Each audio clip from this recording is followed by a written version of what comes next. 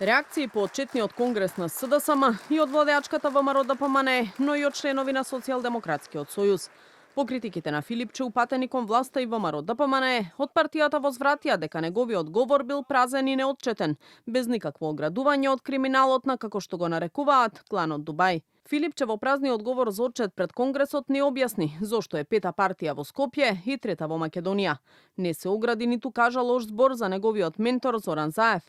Не се огради и го штитеше криминалот на кланот Дубај, чиј што составен дел е и самиот тој.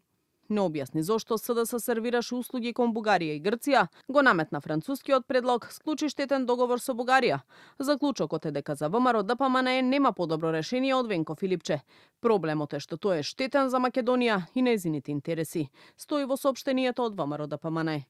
Порака по завршувањето на 31-иот конгрес на СДСМ упати и пратеничката и поранешна министерка Славјанка Петровска. Таа преку статус на социјалните мрежи предлага политички ветинг за членовите и партиското раководство, но укажува и на потребата од сериозни внатрепартиски промени со цел опстојување на СДСМ на политичката сцена. Социјалдемократијата е жива, но ако не почнеме да се менуваме како партија, ќе бидеме маргинализирани, а во крајна линија ќе исчезнеме. Дадов предлог за статутарна измена со која претседателите на општинските организации ќе се избираат непосредно од членството, а не како досега да ги назначува претседателот на партијата. Со ова ја враќаме моќта на одлучување кај членовите, наведува Петровска во објава на Facebook. Одржувањето на отчетниот конгрес на СДСМ дел од аналитичарите го оценија како прв и вистински чекор кон консолидација на партијата.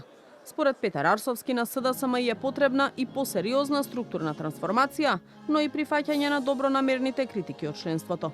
Забележуваме во последно време на малку поагресивна, поантагонистичка реторика, условно речено поактивна од СДСМ, која е обид да се внесе некаква инфузија на нова политичка енергија во партијата. И мислам дека последните пораки кои се однесуваат околу факелот на слободата и на демократијата и така натаму треба да ги прецепираме во насока на таа стратегија за нов политички наратив. Прв пат се соочуваат со таква посериозна, поотворена критика.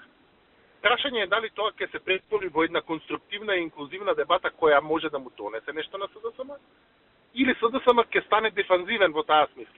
По повикот упатен од Конгресот сами да ја напуштат партијата, докако што ги нарече Филипче оние кои ја подкопуваат СДСМ, уфрлени според него како тројански коњ. Досега нема коментар од Петре Шилегов и Јован Деспотовски, како најгласни критичари на начинот на управување на СДСМ од страна на актуелното раководство.